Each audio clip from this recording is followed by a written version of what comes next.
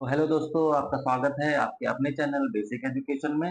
और टेलीग्राम का लिंक ऊपर है। आप लोगों ने अभी तक ज्वाइन नहीं किया है, इसको स्कैन करो, देखो लिंक आएगा, उसको टेलीग्राम को ज्वाइन करो। बाकी अगर इससे नहीं हो रहा है तो मैं लिंक जो है डिस्क्रिप्शन में डाल दूंगा। मेरा नाम उत्कर्ष है और मैं करंट अफेयर्स की डेली वीडियो लेकर आता हूँ इसी चैनल पे। तो सब्सक्राइब भी कर लेना और पसंद आए तो लाइक करके तभी जाना। चलो वीडियो को शुरू करते हैं, क्योंकि सुबह सुबह का है, लोग आधे तो नींद में होंगे। चलो ठीक है, सुबह क्या सबसे पहले क्या बात हो रही है? सबसे पहले बात हो रही है माइक्रोसॉफ्ट की। माइक्रोसॉफ्ट ने क्या किया देखो, कृत्रिम बुद्धिमत्ता यानी एआई और क्लाउड कंप्यूटिंग के प्रति अपनी प्रतिबद्धता को रेखांकित करने वाले के लिए एक कदम उठाया। और उसने तक कदम क्या उठाया है?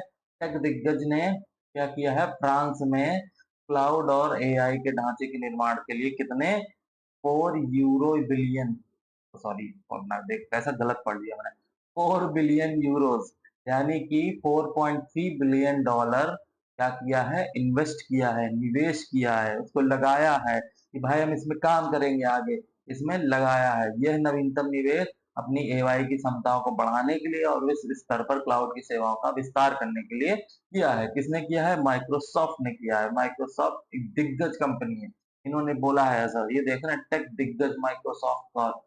तो इसने कितना 4 बिलियन यूरोज यानी लगभग 4.3 बिलियन डॉलर को निवेश किया है। किसके लिए? एआई के लिए और क्लाउड कंप्यूटिंग के लिए। आगे देखते हैं। नेक्स्ट नेक्स्ट बात हो रही है इंडिया स्किल्स की। इंडिया स्किल्स का शुरुआत हुआ है 2024 में।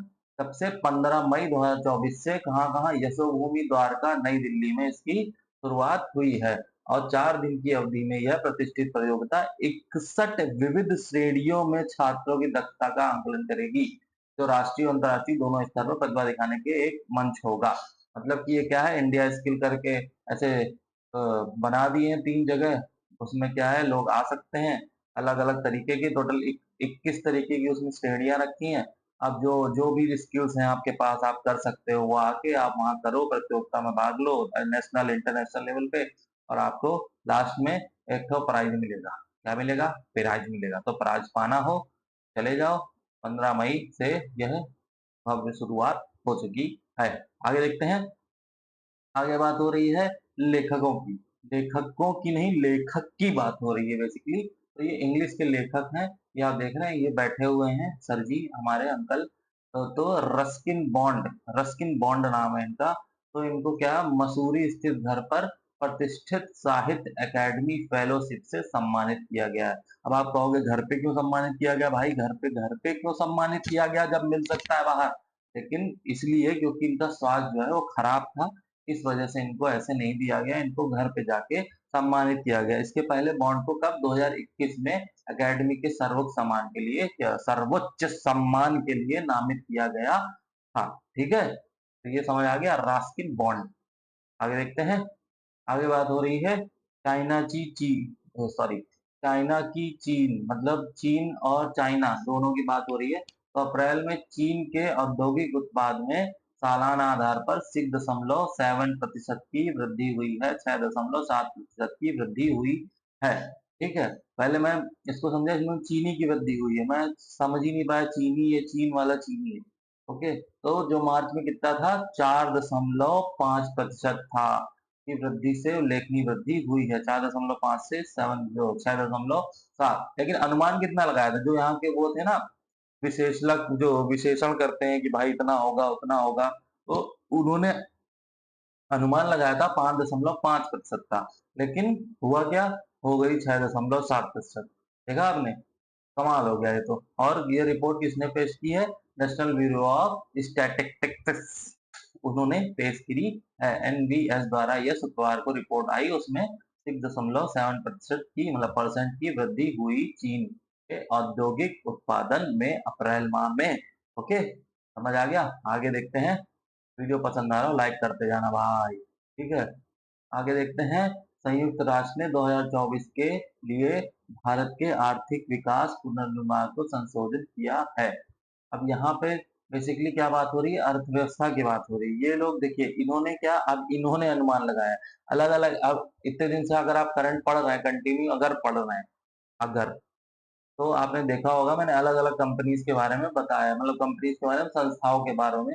अब यूएन ने बताया, संयुक्त राष्ट्र ने बताया है क्या बताया है उसने कि 2024 में भारत ने अर्थव्यवस्था ने 6.9% की बढ़ने की उम्मीद है, और जनवरी में यह 6.2% पूर्वानुमान से अधिक है। तो इन्होंने क्या गेस किया, इन्होंने गेस किया है कि 2025 के लिए 6.6% की वृद्धि दर का अनुमान है। किसने ये वो किया है, प्रोबेबल मतलब प्रोबेबिलिटी है इनकी क्या है, जैसा गेस कर रहे हैं संयुक्त राष्ट्र की भारत की जो अर्थव्यवस्था है वो 6.6% की वृद्धि की दर से आगे बढ़ेगी। ठीक है, ये समझ आ गया। इसमें मेन यही बात हो रही, मेन इतना लंबा जो लिखा हुआ है वैसा कुछ भी नहीं है। ठीक है, आपको सिर्फ मेन मेन पॉइंट इसके याद रखने हैं और इसको समझ के कहाँ बढ़ जाना है, आगे बढ़ जाना है, आगे बढ़ जाना है। फिर आगे जब बढ़ेंगे तो आपको ये मिलेगा, ये मिलेगा क्या, कान फिल्म फेस्टिवल की बात हो रही है। तो कान फिल्म फेस्टिवल में 15 मई को भारत पवेलियन का उद्घाटन किया गया। इसका उद्घाटन किया गया, भारत पवेलियन का उद्घाटन किया गया। और समारोह का जो नेतृत्व कौन कर रहा था, सूचना एवं प्रसारण मंत्रालय के सचिव संजय जाजू, क्या नाम है, जादू नहीं, संजय जाजू, यह कर रहे थे। और फ्रांस के राजदूत, मतलब फ्रांस में जो भारत के राजदूत हैं वो कर रहे थे कौन, जावेद अशरफ, जावेद अशरफ कर रहे थे। और हर साल कान फिल्म फेस्टिवल में FICCI और NFDC द्वारा दुनिया को भारतीय सिनेमा से परिचय कराया जाता है। होप ये आपको समझ आ गया होगा कि किन्होंने नेतृत्व किया, कब आयोजन हुआ और किस चीज का उद्घाटन हुआ।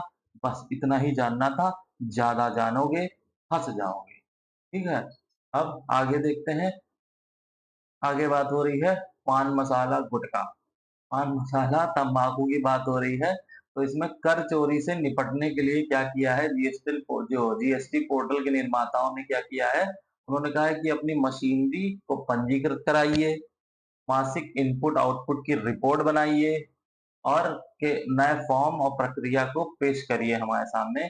इससे क्या होगा कि ये जो पान मसाला तंबाकू की चोरी होती है, इससे निपटने के लिए ऐसा कानून बनाया गया है। मैं तो कह रहा हूँ चोरी ही हो जाए, सब खत्म हो जाए, बंद हो जाए, लेकिन ऐसा ही करने नहीं देंगी सरकारें, इनको टैक्स आता है। ठीक है, तो यह पहल जीएसटी परिषद की सिफारिशों का पालन करती है और इसका उद्देश्य अनुपालन बढ़ाना और अवैध व्यापार को कम करना है। देख रहे हैं के लिए कितना उससे तड़कता भड़कते ढंग से काम हो रहा है, अनुपालन बढ़ा रहे हैं इसके, और अवैध व्यापार को कम करना है, बाकी चीजों में नहीं करते हैं। आगे देखते हैं। आगे बात हो रही है भारत की इंटरनेट अर्थव्यवस्था की, इसमें भी वृद्धि हुई है। अब देख रहे हैं चुनाव आ गए हैं तो सारी वृद्धियां अभी गिना दी जाएंगी। वैसे आपको कोई वृद्धि नहीं गिनाई जाती, चलता रहता है। बाकी सिर्फ महंगाई की वृद्धि होती रहती है, वो हमें पता होता है। ओके, तो अब इसमें क्या हुआ है, इसमें 2030 तक $1 ट्रिलियन तक पहुंच जाएगा क्या, भारतीय इंटरनेट अर्थव्यवस्था। ठीक है, और यह वृद्धि मुख्य रूप से किसमें, ई कॉमर्स के क्षेत्र द्वारा संचालित है। इसके वित्त वर्ष 2023 में कितना था, $60 बिलियन। कितना था 2023 में, $60 बिलियन से कितना हो गया अब, $325 बिलियन। कितना, $325 बिलियन हो गया। 25% की वार्षिक दर से बढ़ने की उम्मीद है, कितना, 25% की दर से। तो आपको यह समझ आ गया होगा, और अगर ऐसा हुआ क्या होगा, विश्व स्तर पर तीसरा सबसे बड़ा जाएगा, कौन बन जाएगा, भारत बन जाएगा इंटरनेट अर्थव्यवस्था में। ओके, समझ आ गया। अब नेक्स्ट देखते हैं।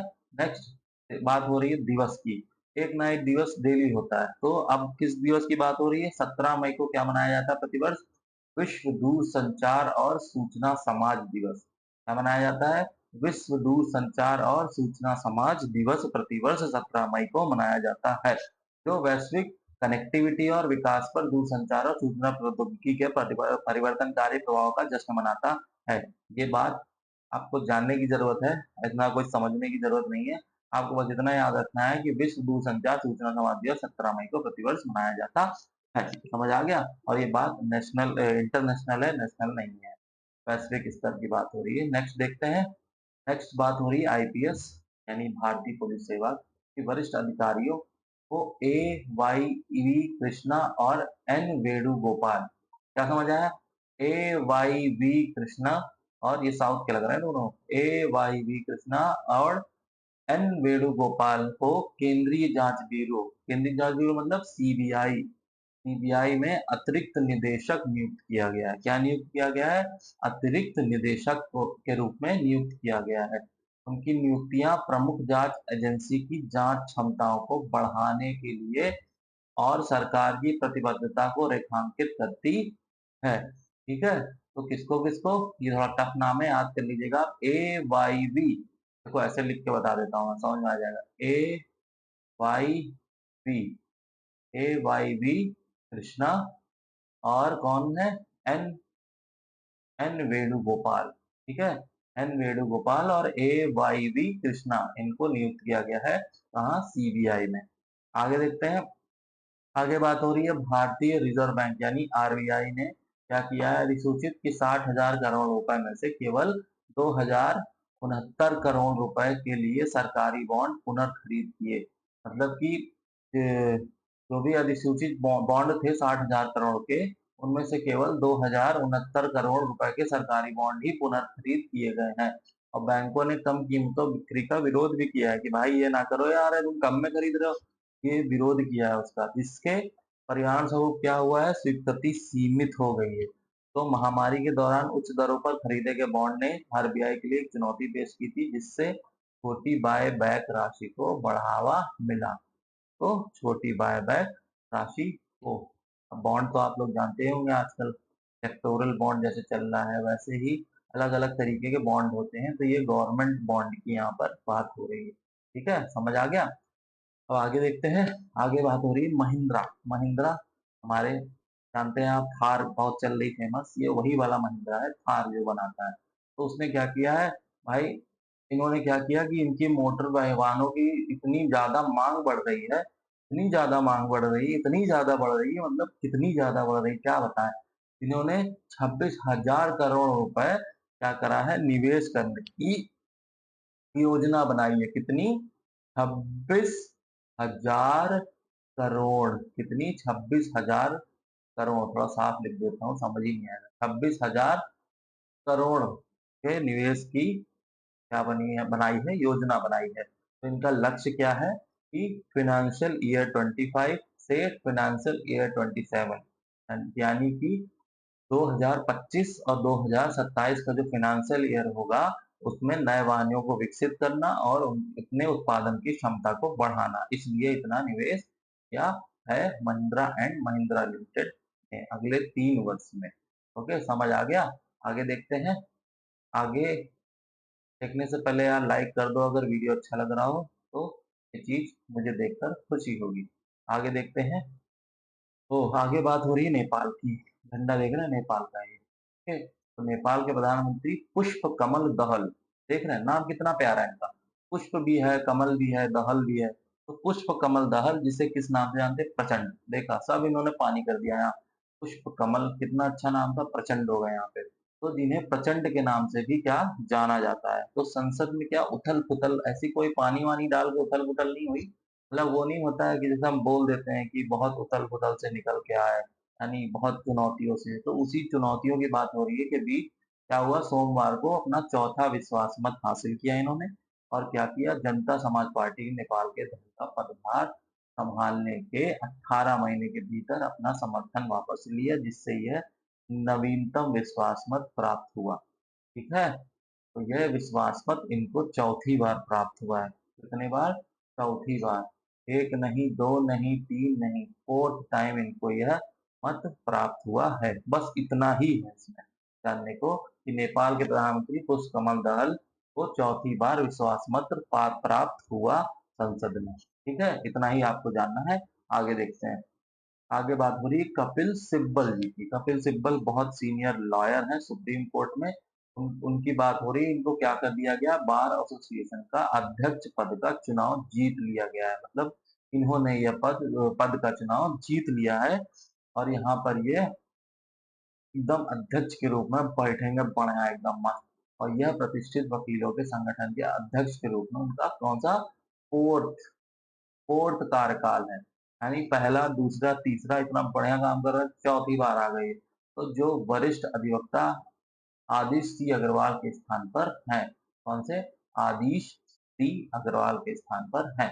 इसमें ज़्यादा कुछ नहीं जानना है, इन्होंने चुनाव जीत लिया, चौथी बार ये फिर से अध्यक्ष हो गए हैं, बस आपको यही जानना है। आगे देखते हैं, आगे कहाँ गया कर्सर, ये रहा। आगे देखते हैं, आगे बात हो रही है अपनी सीमाओं की। अपनी सीमाओं पर भारत का रणनीतिक बुनियादी ढांचा विकास विशेष रूप से लद्दाख और अरुणाचल प्रदेश के क्षेत्रों में।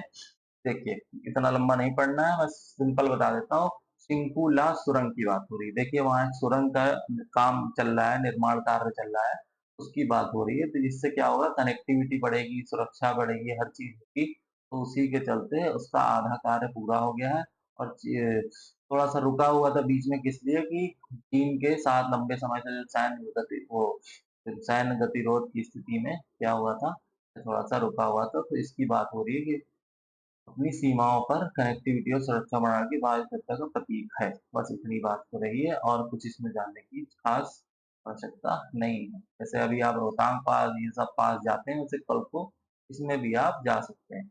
आगे देखते हैं, आगे बात हो रही है पूर्वी इंडोनेशिया में क्या होगा, ज्वालामुखी फट गए। भाई ऐसे होते हैं ना, ज्वालामुखी से होते हैं, ऐसे क्या करते हैं, फट जाते हैं। वहां पे फटे और लावा बहता बहता बहता बहता चारों तरफ आता है। तो वैसे ही कितने, करीब एक या दो विस्फोट देखे गए यहाँ पे। 2 दिनों तक बड़े पैमाने पर विस्फोट के बाद फ्लड की स्थिति वहां पर जारी कर दी गई है, और सभी निवासियों को क्या, सुरक्षित स्थानों पर पहुंचाया गया है। तो पूर्वी इंडोनेशिया में इसमें हल माहिरा द्वीप में सक्रिय ज्वालामुखी माउंट ईबू के साथ ज्वालामुखी गतिविधियों में यह देखा गया है। में आपको मेन मेन नाम याद रखने हैं। पूर्वी इंडोनेशिया के हल माहिरा द्वीप में, कहा, माउंट ईबू के पास। ठीक है, समझ आ गया। तो ये था आज का क्लास। देखिए, सबसे ज्यादा जो अ, हमारे ज्वालामुखी ना, वो भी इंडोनेशिया में ही पाए जाते हैं, और इसीलिए वहां पर ऐसे बहुत सारे होते रहते हैं। अब गर्मी आ रही है, ये सब सीजन के हिसाब से भी थोड़ा बहुत होता है, तो ये होता रहता है। तो अब अगर आपको वीडियो पसंद आया, ठीक है, इसको लाइक करिए, शेयर करिए, चैनल को सब्सक्राइब करिए, और कमेंट करके बताइए कैसा लगा। ठीक है, तो मिलते हैं अगली करंट अफेयर्स की क्लास में। तब तक के लिए सी यू।